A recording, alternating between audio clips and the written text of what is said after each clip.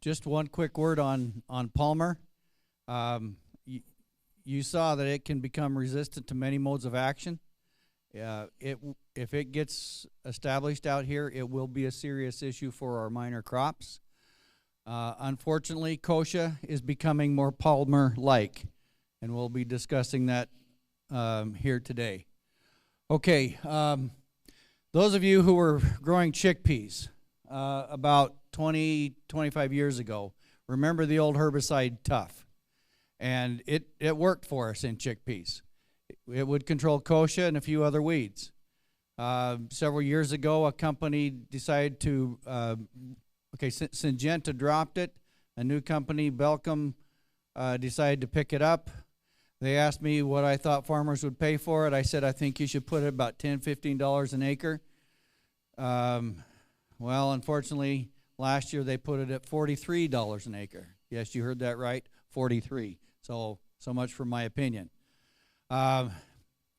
This picture kind of bleached out a little bit, but it does show that Tough at the right rate can control kochia. However, the good news is, I guess if you consider it good news, the price came down to $30 an acre.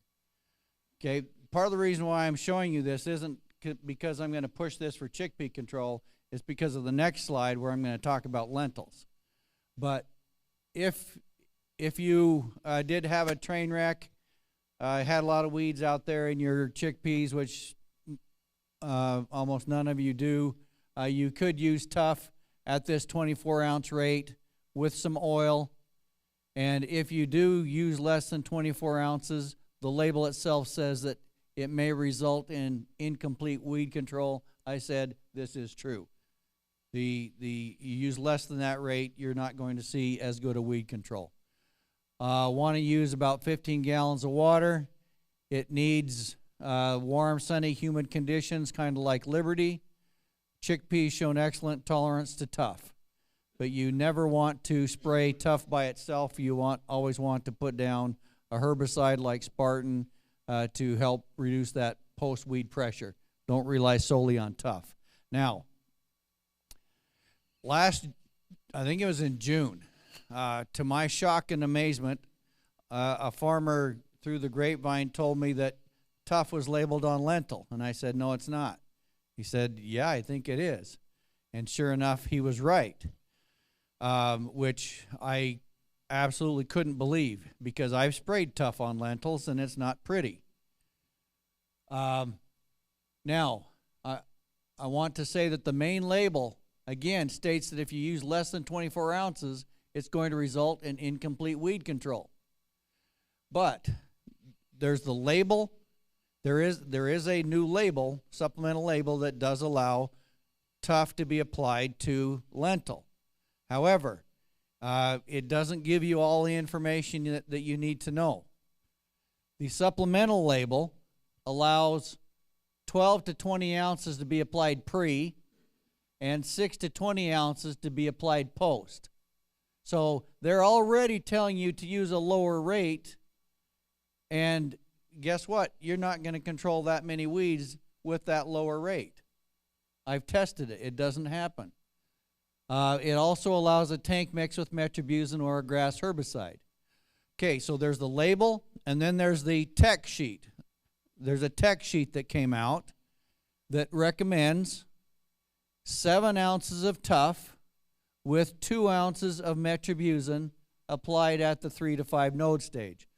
Those of you who have applied metribuzin on lentils know that, and I've had farmers tell me this, you spray it and then you don't look at the field for 2 weeks. Well, you're going to see the same thing with 7 ounces of Tough plus 2 ounces of metribuzin. They recommend that you apply 20 gallons per acre. This is not on the tech sheet. This is my opinion. Expect significant chlorosis, necrosis of 20 to 40% or more. And the injury can certainly be worse in cold, cloudy conditions. The lentils do recover over time, especially with later rainfall. But is there a complete recovery? I don't know. I have not tested this concept in the field, because we didn't receive this label until June. We didn't have time to experiment with it. So we have no independent data on weed control effectiveness of this combination or its impact on yield. Based on what I know, I would only do this if you had a train wreck out there with your lentils and you needed something to try and rescue them. That's my opinion for now until I have further information. Any questions on this? Okay. Montana has a label for Valor applied in the spring before lentils. That label does not apply to North Dakota. Legally, North Dakota cannot apply Valor in the spring in front of lentils. So I wanted to see how much injury there would be for if we did it in North Dakota, how much injury we would see. Now it's not labeled in North Dakota because we tend to get a little bit more rain, and you might tend to get more injury. So I did some several treatments here. I had Roundup by itself, Prel, Roundup, Sharpen, Metribuzin. And then I had the kitchen sink here, Prel, Metribuzin, Sharpen, Roundup. And then I had Valor Valor with Roundup, Valor Prel, Valor Sharpen, Valor Metribuzin. And this is lentil injury here. And you can see these other treatments, Roundup, Prel, Sharpen, Metribuzin. Very little injury to the lentils, but then you get down here to the Valor treatments, and you see about 25 to 35% injury. So with a spring application of Valor, I'm expecting some significant injury. Anybody from Montana want to talk about their experience? This was applied pre. So time frame, this would have been, so we didn't get in the field until like the third week of May because of all the snow we had. We had 52 inches of snow in April. So this probably would have been applied probably early June, like either the last few days of May or first week of June that we would have applied this pre.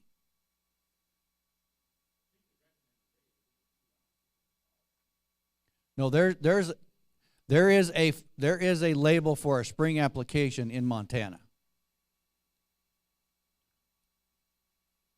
Yes.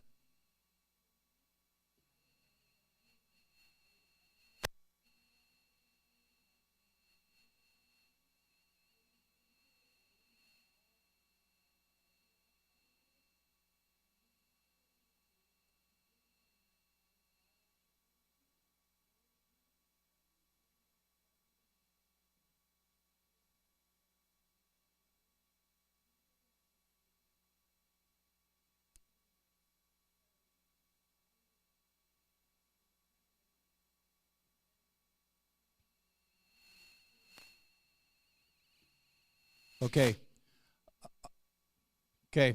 Thank you for commenting on that. So if you look at the Valor label, Valor EZ with the EPA number that ends in 221, you'll see that this is a labeled treatment, 2 ounces. Thank you for the clarification. 2 ounces is labeled in the spring, not 3. And I did try 3 here because, 2 you get an overlap, you get 4. And so just looking at 3, yeah, we are getting some injury. And I'm standing in the way here, but there was a trend for lower yield here with the Valor treatments. So our kitchen sink here gave us our best yield, but the Valor treatments in the spring with 3 ounces gave us a lower yield. I would not recommend it right now based on what I know for anybody to try it in North Dakota. I don't know that I'd recommend it for anybody in Montana. I think the fall approach is better. Any comments or questions?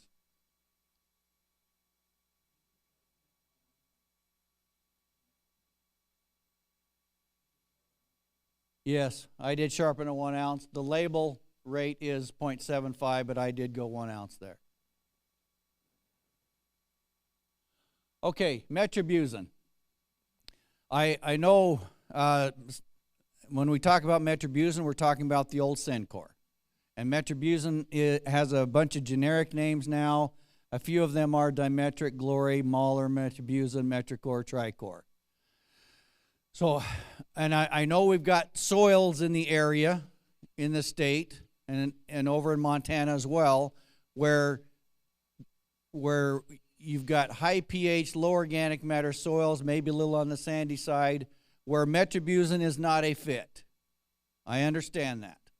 But if you know your soils, and if you don't have one of those risky soils, I do think metribuzin can help you. And I think we may need it in the future. If your soils are right, and by real risky soil, I'm talking about, pH 7.8 to 8 or higher, sandy soil, maybe a sandy loam. Well, you can't even apply metribuzin in a sandy loam, but if you've got a loam soil with pHs that are low 7s or 6s, 5s, organic matter 3% or higher, that's obviously less risky. The label recommends 1/4 to 1/2 pound. Obviously, for our soils, 1/2 pound is way too much. For many of our soils, maybe 1/4 pound is pushing it. And any of you that have tried metribuzin, you might have seen on the hilltops, maybe your lentils or peas were dinged up a little bit. But I'm just bringing this up because as we talk about the kochia problem I'm going to mention later, I think we need some other modes of action to help us control the kochia. And metribuzin on the right soil can help us. Okay, I blocked out this just because I know I'm going to be short on time. All I want to show here is this is Ed Davis's data from Montana, where he used a bunch of Metricor or metribuzin treatments. He applied this in the fall. I apologize, this is way at the bottom. Fall applied metribuzin, controlled narrowleaf hawksbeard. So he used this.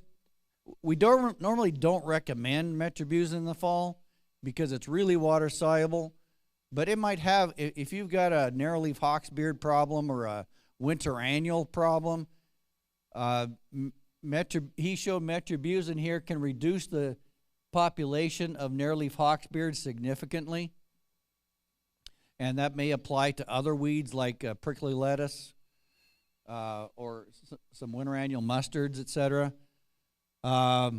He did note, and down here at the bottom, fall applied metribuzin and Valor did not provide season-long control.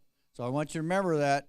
Don't rely on Valor or metribuzin applied in the fall to give you season-long control the next spring. But it might have a fit for these winter annuals. Okay, speaking of our winter annuals, where did they go? My phone hasn't rung for a while about narrowleaf hawksbeard, prickly lettuce, and maybe a few others. And you can tell me your reasoning, but I think part of it was these dry falls that we've had. We had a lot less germination of hawksbeard and some of these other winter annuals. Now, they didn't completely go away, and we have learned about how to control these a little bit better, but with these winter annuals, again, continue to use those fall applications. I know a lot of you have been using Valor in the fall. That certainly does help with these winter annuals, but I think they're going to come back as soon as we start getting some more wetter falls. Okay, I want to talk about wide match. I don't think there's a lot of wide match used out here because of crop rotation restrictions. Just want to remind you, if you use wide match, perfect match, wide R match, those products, you have to take into account the inches of rainfall from June to August of 2022 to decide if you're going to plant peas. And you have to have 5.5 inches of rain in June, July, and August, and 7 inches from application to planting. In order to achieve this 10.5 months planting schedule, alfalfa, dry bean, dry pea, soybean, sunflower, safflower. In order to plant 10.5 months after these herbicides, you have to have this amount of rainfall. And I put up here, according to our end-on station, these that are in red did not achieve this 5.5 inches of rain. So Arnegard, Berthold, Charbonneau, Croft, Epping, some of these did not achieve that 5.5 inches of rain. Some more, Hawkeye, Hoffland, Liberty, Minot, all were less than 5.5 inches of rain. A couple that did, Mohall, Noonan, you were living better, so you got that extra rain, but Rat Lake, Ray, Ross, Sidney, and Williston were all less than that 5.5 inches. So just a reminder of that. Okay, FlexStar and soybean. This is a new label for Williams, McKenzie, and Divide County, but this new label for FlexStar only applies to sprinkler or center pivot irrigated fields. This is not for dry land. And that is because FlexStar, without that extra rain, will carry over to injure a following crop. So if you do have some sprinkler or center irrigated fields, center pivot irrigated fields, you can apply 0.75 pints of FlexStar in 1 year. You don't apply it more than once every 2 years. Apply it at 15 gallons an acre. So, of course, FlexStar is going to be in soybean. Don't apply it after June 20th.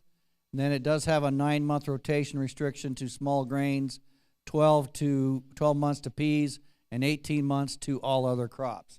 So that will restrict you on your crop rotation, but that is a new label, so just wanted to make you aware of that. Okay. Unfortunately, the most important part is the one we have the least time for. So I'm going to say it like this. Okay. Depending on how well your Valor works, if your fall program, whatever it is, whatever you do in the fall will help determine how clean your fields are in the spring. And so and then the weather will also determine, what weeds are emerged at the time that you're seeding and doing your spring burn down. So I recognize there are some years where you may not have any weeds emerged when you do your spring burn down. And other years there may be some small kochias or other weeds, Russian thistle, some of those really early emerging weeds that you may need to burn down. Okay, so I'm going to ask by a raise of hands, just in general, how many of you almost always are spraying weeds that are emerged in your burn down? About half, okay? So you're probably, it used to be that we just sprayed Roundup. And Roundup used to work for us. But now Roundup isn't working so well on our kochia. And it's definitely more common than not that we have Roundup resistant kochia. And so we have to tank mix something else with the Roundup. In the last 10 to 15 years, we've been using herbicides like AIM and Sharpen to help us control kochia. We throw Spartan Charge in there. We use a lot of Spartan in peas and chickpeas, flax, safflower. Those products have been helping us a lot to control kochia. Now, but we always have to differentiate kochia that is emerged at the time of application versus those that emerge after our burn down. Because we definitely have to control the weeds that are emerged. And this past year, and maybe even past couple of years, we're seeing that the weeds that we're spraying at our burn down are not being controlled.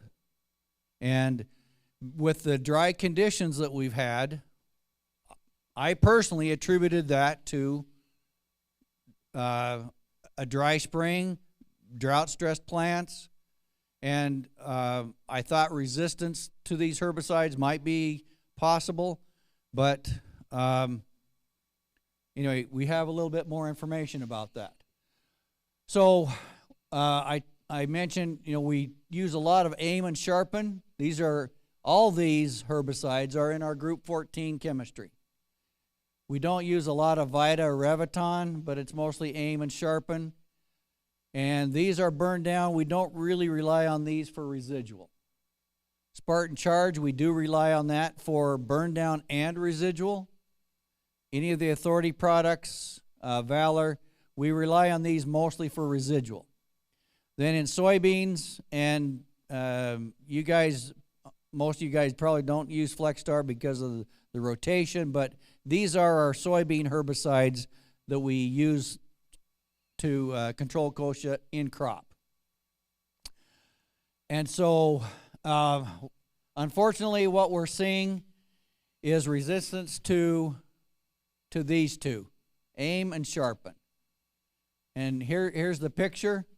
This was AIM applied at 1 and 2 ounces with AMS and MSO. 6 days after treatment, kochia was 2 to 2.5 inches tall, and this is our susceptible check. This is kochia that we knew that was susceptible. And then we had kochia from other locations, Minot, Berthold, Mandan, Mott.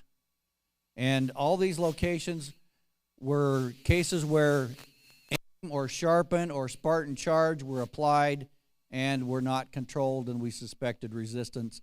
And sure enough, this is showing that we do have resistance. This is 1 ounce of AIM. Up here is our 2 ounces of AIM. And you can see from these locations, this isn't just an isolated case.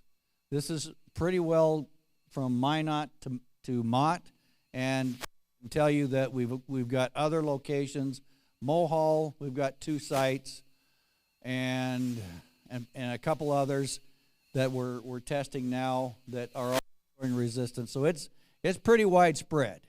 Okay. Now here is Sharpen. The picture looks almost exactly the same, but this is Sharpen instead of AIM at 1 and 2 ounces, and looks the same. All locations, we're not getting control of those kochia even at 2 inches tall. Okay, so my recommendation to you is make sure that you spray the weeds when they're less than 3 inches tall. In a burn down, that usually isn't a problem. Unless you're planting sunflowers maybe a little bit later, spraying less than 3-inch weeds shouldn't be too big of a problem. But what I am going to tell you to do is make sure that you check those weeds within 7 days after your burn down to make sure that they are dying, because they should look like this 7 days after treatment. If they look like this after 7 days, then we've got a problem. So don't assume that your burn down herbicides are working. And try to use 2 or more modes of action where possible. Continue to use your soil applied herbicides. Now, I hope you're asking yourself, okay, so AIM and Sharpen, we've got widespread resistance now, and Valor and Spartan are in the same mode of action. Does that mean we have resistance with Valor and Spartan? It's possible. We don't know yet. We've started some greenhouse studies, and hopefully we'll have an answer here in about 6 weeks or so. Based on, let me go back. Okay, based on some resistance in water hemp and Palmer, it looks like plants that were resistant to a foliar PPO or a group 14, the Valor was not, those same water hemp and Palmer were not resistant to Valor. So that's a good sign. Is that going to be the same with kochia?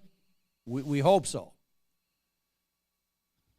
However, there have been some signs of Spartan resistance in those same populations. So we may see it with Spartan and kochia as well. Okay, so these were common herbicides that we've used. You're going to have to consider if you're one of those farmers with the resistance with aim and sharpen, you may want to consider using a gramoxone, either with sharpen, with metribuzin, with a Spartan charge. We have seen quite a bit of synergism with metribuzin and Spartan. This has been a good combination. Liberty Spartan charge might be an option. That is on the label, but if it's really early spring, I don't know that Liberty's going to work well that first week of May when it's cold. But this combination has worked really well for us. At the bottom, I have Sonland and Prowl. We may have to bring those back to help us. Okay, I already talked about that. I'm going to skip that. Okay, and I know I'm running out of time here. So I told you that we've seen a synergism with Spartan and metribuzin. Here we saw it, 97% control, where we only had 75% control with Spartan alone. Spartan sharpen, 73%, glyphosate 56%. I believe this was on kochia that was probably maybe had a little bit of resistance to our group 14s, but throwing that metribuzin in there where we have that different mode of action definitely showed up to help. Same thing here where we applied metribuzin with Reglone. Reglone we typically don't use. We usually use gramoxone. I used Reglone in here just to compare to see how it would do compared to gramoxone. So the Reglone metribuzin, again, 97% control versus with Spartan charge or aim or sharpen, much better. So this is why I'm saying figure out if metribuzin can work in your soil or not. In your wheat, consider products that have multiple modes of action. Husky FX, Talinor Starane, Kochivore Clean Sweep, Battalium Amped. I could add some more, but look at what they've got in common. They've got bromoxynil and starane, bromoxynil and starane, bromoxynil, starane, bromoxynil, starane. So they've got bromoxynil, starane as the foundation of their product to control kochia, and then they've got something else with it. These products have worked quite well on kochia that are small. Speaking of small, spray kochia when it's, look at the 2-inch kochia here versus the control on 2-inch kochia versus 6-inch kochia in wheat. This is a new herbicide that will maybe come out in 2025. 98, 99% control where we sprayed 2 inches, and 6-inch kochia, obviously not near as good. Okay, just for sake of time, we're doing some testing with rye, and to see how we can suppress the kochia population. Where we used rye by itself, we reduced kochia population about 60%. Where we had Valor with the rye in the fall, this was fall applied Valor, fall planted rye, we reduced the population about 73%. So that's something that we're looking at for the future. I'm going to skip through these and open it up for questions.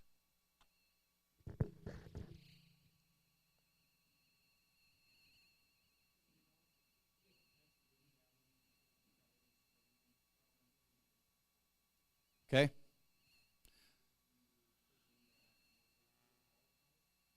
Question is, if he applied metribuzin in the spring, he saw a lot of injury. Would it be safer in the fall? Yeah, it would probably be safer in the fall, but I would look close. I would look close at your soil, at your soil characteristics. We're using about a 1/4 pound.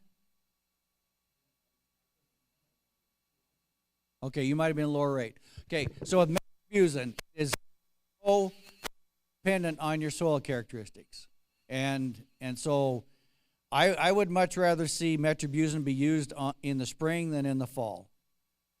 We have tried metribuzin in the fall to try and control kochia, but it's so water soluble that it just moves out of the germination zone, and it doesn't work like Valor does, because Valor is not water soluble or near as much. That's why Valor works better. It stays in that surface, whereas metribuzin moves because it's too water soluble. So unless you were targeting winter annuals, I wouldn't use metribuzin in the fall. And then as far as the soil characteristics go, that's where you need to do some soil tests, make sure you know your pH, organic matter, and texture, and then decide if you're going to use metribuzin at all. Any other questions?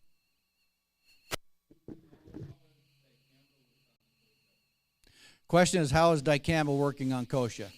In many cases, dicamba works very good on kochia, but we have quite a few instances where we've tested kochia at 2 and 4 ounces. I've tested multiple fields in the Mulhall area, and 2 and 4 ounces of dicamba don't work that well on kochia anymore. And there was even, unfortunately, a couple of cases where people sprayed the full rate of Extend in their soybeans and didn't control kochia. So we know that kochia is adapting to everything we're doing. And that's why I'm saying it's becoming more Palmer-like, because we're seeing resistance with our Group 14 aim and sharpen. There's definitely some tolerance developing with dicamba, and even with starring, we're seeing some tolerance developing there. All right, I think one last question.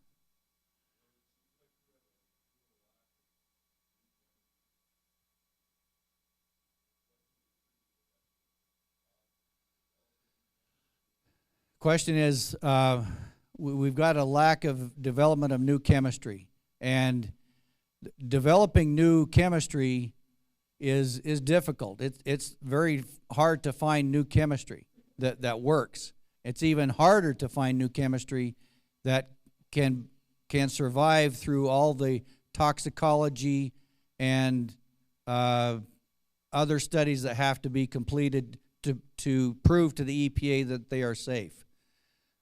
Companies have developed products that have different modes of action, but they haven't made it through EPA, and with because of all the new regulations, and obviously we want to have products that are safe. We don't want to put products out there that are not safe. Companies are struggling to find products that are safe and useful to us, and they have products in the pipeline, but they're 5 to 7 years away. All right, thank you for your time.